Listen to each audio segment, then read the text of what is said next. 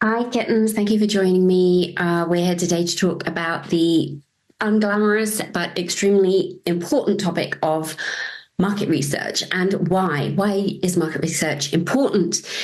Because having an understanding of how to extract learnings from the market you're operating in, is really a magic ingredient that's going to help you to avoid making a lot of mistakes in your messaging, in your offers, in your promotions, and it is going to help you assess at every step of your business growth what is working.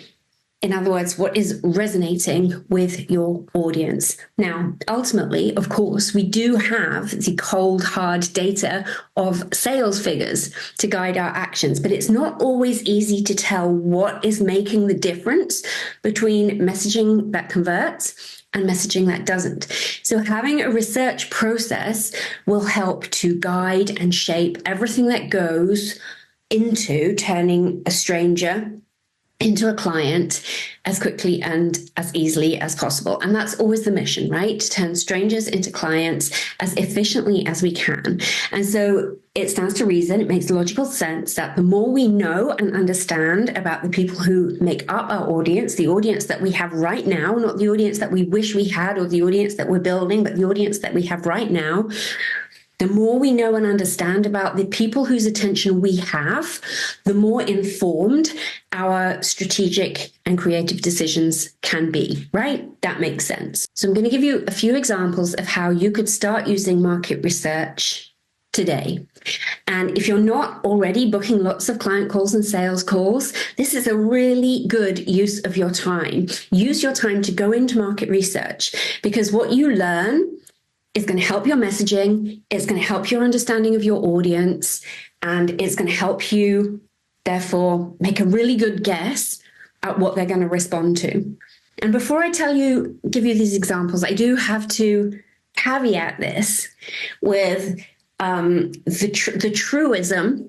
People don't always take the actions that they say that they would take in a research setting. So we do always have to take the findings with a pinch of salt. However, it's still the best and most useful method that we have for trying to predict what people are going to do, at least until we've built up a large kind of bank of data and evidence of our own to help us predict that. Again, just to recap why we're doing this, if you don't know what your audience wants or what they respond to, you're going to find it hard to sell to them. And if you're going to invest a lot of time, a lot of money, a lot of energy or resources into something, so for example, you're creating a new offer or launching a new lead magnet funnel, or you are running ads, you can reduce the risk. All business activities carry risk, but you can reduce the risk so that you go in feeling as confident as you can that your assumptions, your conjectures are as close to correct as you can be. Of course, there are going to be nasty surprises. There are always nasty surprises. But nevertheless, we move. And although market research is not infallible, far from it, it is, as I say, it is still the best tool that we've got. So let's talk about some ways you can do some market research. So the first I'm going to mention is competitor analysis. This is researching the market that you are operating in. Before you do this, make sure you have your big girl underwear on, your CEO hat. This can be triggering. It can be difficult to look at other businesses which are obviously showing their highlight reels, showing the best of themselves. It can be difficult to look at other people in your niche and analyze what they are doing. But we need to get into the habit of looking at social media, of researching competitors, researching the market with the CEO mindset.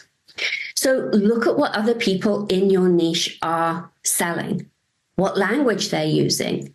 If they are selling a particular outcome, you can too. If they are, over a long period of time, have a kind of core offer that they promote month after month, year after year, you can feel fairly confident that it is selling, and you can sell that same outcome too. What outcome are they promising? What language are they using? If they are selling a specific outcome, there is a desire in the market for that outcome. And so your challenge is to think, what would I do differently? How could I do it better? Again, the trick is not to get into comparison mode, not to start comparing your year 2 or 3 to their year 10, right? Act like a CEO, business head on, business actions, business decisions. This is a great one for competitor analysis. Record a voice note on your phone. They really are listening to you. Record a voice note as if you were your own ideal client, saying something like, I am so done. I'm doing like an old-fashioned phone. I'll do it like this. I am so done with hot flashes. I can't handle these night sweats anymore. Brain fog is ruining my life. I really want a solution. I'm not willing to go to the pharmaceutical route just yet. Somebody must be able to help me. Record that voice note. And I predict that within a few hours, targeted ads will start showing up in your social media feeds. So that is a great way to identify what your competitors are doing so that you can see how your solution fits in, where the gap is that you can fill in your market. Okay, so competitor analysis is one. While we're on the subject of looking at your social media feed, social media listening is another method for your market research. Look at your social media feed, but look at it as a creator instead of a consumer. It's a different mindset. But as you scroll through your feed, one, you're going to see ads popping up, obviously, and every ad is a response to a need in the market. That's one way of identifying the transformations that people are looking for, right?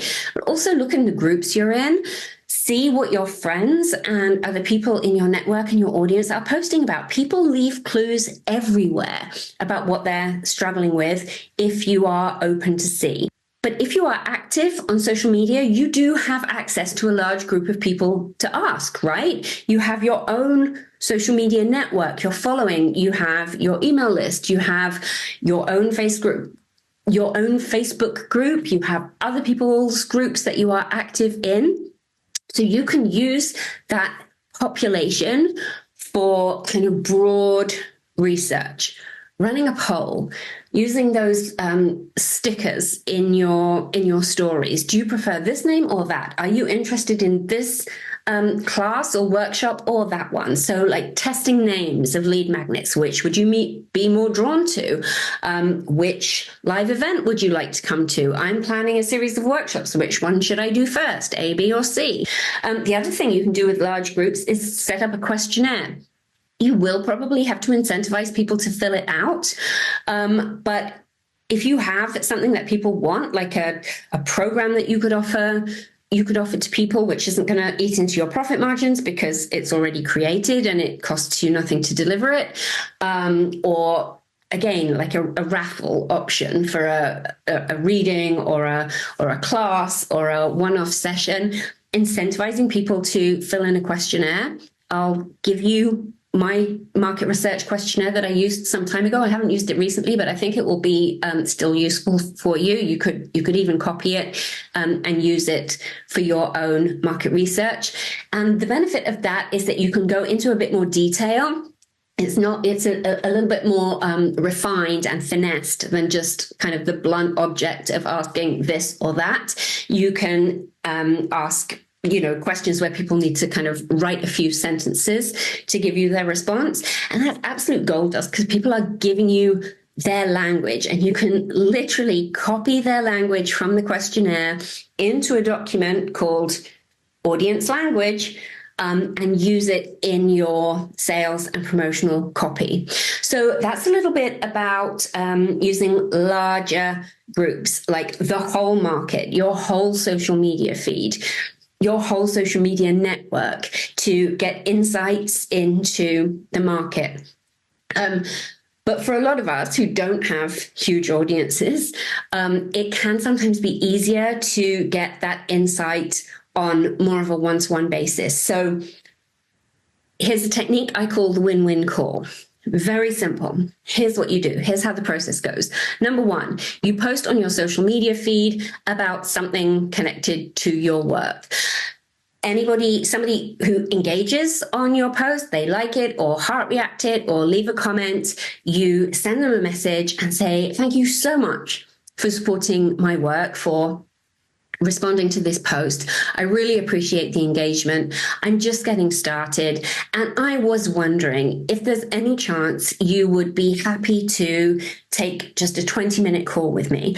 I literally have nothing to sell you, but I would love to find out what your biggest desires are, what are your biggest priorities, because it's going to help me out so much. I'd be happy to buy you a coffee, and you can literally buy somebody a coffee gift card, a coffee shop gift card in exchange for their time. And you might have to ask a few people a few different times. But then we book the call, jump on the call, and for 20 minutes, you listen. Ask about their desires, ask about their challenges, ask about their priorities and what blocks them, and then listen. At the end of the call, ask them, do you have any questions for me? Some people, not everybody, but some people will ask about what you do and the ways that you work with people. And then you just agree to keep in touch. You add them to your CRM and you keep in touch. They may or may not ever go on to become a paying client, but what you have got is some really deep insight into what your audience's desires, challenges, priorities, blocks are. And although their answers won't apply to everyone in your audience, they will apply to other people as well. Nobody is that completely unique that they are the only person struggling with that particular challenge or priority. Okay, so that's the win-win call. Another way of getting market research from one particular individual is doing it in DM conversations. Obviously, you know I love a DM conversation. One way to do this, imagine we have posted some lead generation content. I have just finished editing a video on XYZ. Please raise your hand if I can send it to you, right? You are going to get the most value from those leads if you ask some questions in the DMs. Go and watch the class on DM conversations. But even without that, even without having watched that, you know instinctively that it can feel overbearing. It can feel even aggressive to just go straight to pitching, okay? But asking some questions ahead of time is just a way of easing into the relationship. And it gives you some absolute gold in terms of the information that you get from those questions. So questions might be like, how does this issue impact your life on a daily basis? What have you already tried? What keeps you from trying ABC? Those questions in your DMs, nobody is going to object to them if it's just part of an easy flowing conversation, but it's easy to overlook those answers when what they are is actually really valuable market research insights that are going to inform your marketing and your offer creation and your promotion and your messaging and everything. Just because you didn't deliberately set out to do market research in a conversation doesn't mean that you can't take the insights or the information from that conversation and add it into your bank, your library of insights of what you know about your audience, okay? So yes, I'm messaging because you said you were interested in this video. Would it be okay to ask you a couple of questions? How is this going for you? What have you tried? And then when people reply to you, you need to respond as if they were a paying client. All of that is in the DM conversation class, but the information that your engaged leads give you here is absolute gold. And even if you don't actually like note it down anywhere, you are going to start to spot patterns and themes emerging from what you hear. Okay. Another DM conversation. Message somebody you know well. This is not for a cold DM. This is for somebody who you have already connected with. You have already had conversations potentially about working together, certainly had conversations about your work. You're already in conversation with them. So if you have somebody in mind, you could just message them now and say, hey, do you have a couple of minutes? I would love to ask you a couple of research questions. Assuming they say yes, I'm going to give you my example. My first question, the context for this, I wanted to put together a high ticket one-to-one offer. So I identified somebody in my audience who I knew would be pretty close to my ideal client for such an offer, messaged her and asked her, as above, do you have a couple of minutes so I can ask you a couple of research questions? Super easy, no pressure to get back to me immediately. And the first question was this: what do you really want from your business right now? What do you wake up wanting? Okay, so that's question one. Obviously, you can take out business and what do you really want from your relationships right now? What do you really want from your energy levels and health right now? What do you wake up wanting? Okay. And in this case, the answer was, I want a spacious calendar and a full bank account. What a brilliant answer. So insightful, so concise, exactly what I needed. So my second question, why do you think that's difficult to create? We're asking your audience for their assessment of why it's difficult to create. What you're looking for is their insight on the problem or the challenge or the issue, not your diagnosis, not your assessment of why they are struggling, but what they believe is going on. Marketing and messaging is very much an exercise in shape shifting and being able to embody what your ideal client is going through, what they're thinking about, what they're looking for, what they're listening out for, so that you can be that thing, okay? So that's the second question. Why is that difficult to create? Asking clarifying questions. And in my example, the person in my audience said she was confused about pricing. She was confused about all her different offers. There was just a whole lot of confusion going on and not knowing what activities to prioritize. Okay, so we've already got some absolute wonderful insights here. And then the final question I asked was, and this is the real good one, if you were to design the perfect solution, this is my question, if you were to design the perfect solution for you, what kind of support would you include to get you to where you want to be? So I'm actually getting my ideal client, although she's not a client, we're going to talk about that in a moment, but this person in my audience, I'm actually asking her to design the kind of support that she would want to meet her needs, to get her to desires. She said, I would want somebody to have a holistic view of my entire business structure and me in it, and then that would help me to get down to the nitty-gritty of building the various components. So I would want strategy and copywriting and coaching for when it all goes wrong. She told me I'm not interested in peer support or community or group offers because I get too distracted by the other voices and what they're doing.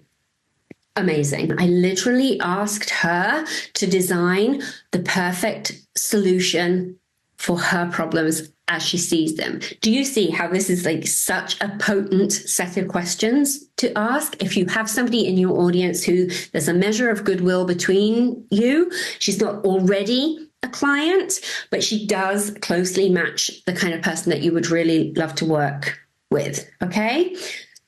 Incredible little exchange. The whole thing took about 5 minutes. I put it in some notes. The next morning, it was a new offer. I posted about it, 5 figures, and literally sold a spot the very next day.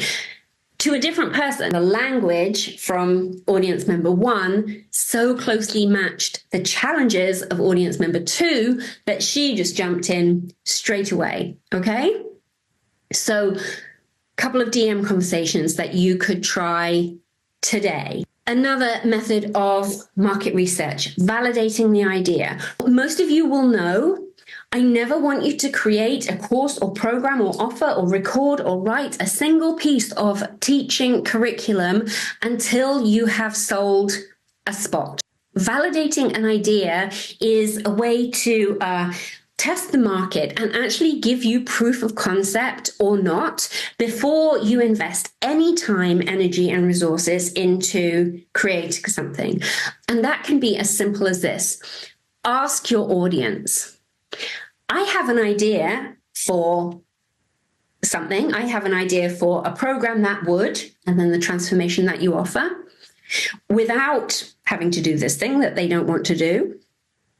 Is that something that you would be interested in? It can be as simple as that. I have an idea for XYZ. Is that something that you might be interested in? If you get a few people saying yes, go for it. Full steam ahead. Start selling.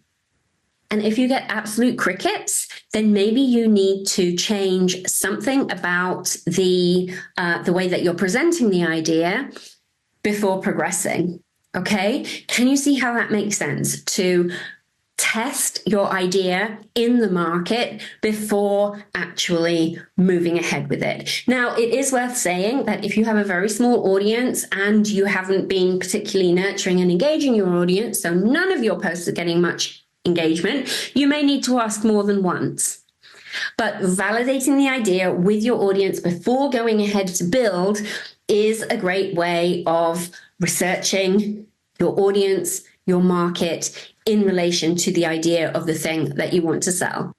Before we wrap up, I have spoken to more than one person, coming on board as a client who tells me that they have done a lot of market research, but on closer investigation, the people they are asking questions to are people who have already worked with them and come out the other side of the program. They are people who have already experienced the transformation. Now, it is, of course, valuable and very worthwhile speaking to those people for feedback. However, they are going to describe a different set of problems and challenges when they are on the other side of the transformation that you helped to facilitate than they would have at the point at which they signed up with you, signed up to become a client, right? In other words, hindsight is 2020. Even if I think I remember very, very well what I was experiencing before I joined your program, the chances are very, very low that I will describe it in the same way, because I'm a different person than I was 4 weeks ago, 6 weeks ago, 90 days ago, however long the program is. So when you are doing market research for the purposes of selling something new or for the purposes of your marketing, please make sure that you're speaking to people who are not your clients yet, right? Definitely speak to your clients at the end of the program. Get that feedback. That's consumer research. It's very valuable. It's very important, but it is not the same. You're not going to get the same answers as you would from people who you have not worked with yet. Okay? So let me summarize. We talked about competitor analysis and just having a look at what other people in your industry are doing. We talked about social media listening and scrolling your feed as a creator rather than as a consumer. We talked about some easy ways that you can get insights from larger groups. So straightforward polls, stickers, asking questions, questionnaires, and incentivizing people to complete them. We talked about a win-win call on one-to-one. That's a really straightforward market research call where you just ask people pertinent questions and listen. We talked about the DM conversation with, I would describe them as hot leads, where you literally ask them to design the solution to the problem that they're having. And we talked about the importance of validating your ideas in the market before you sell them. There's a whole other class on validation, so go and watch that if you haven't already. Start implementing these methods today. Even small scale market research can lead to significant changes in your messaging and significant improvements in your strategies and results. You can spot the gaps in the market. And what could you discover today that could transform your results tomorrow? Have a look at the workbook, ask questions on the group, and I will see you next time.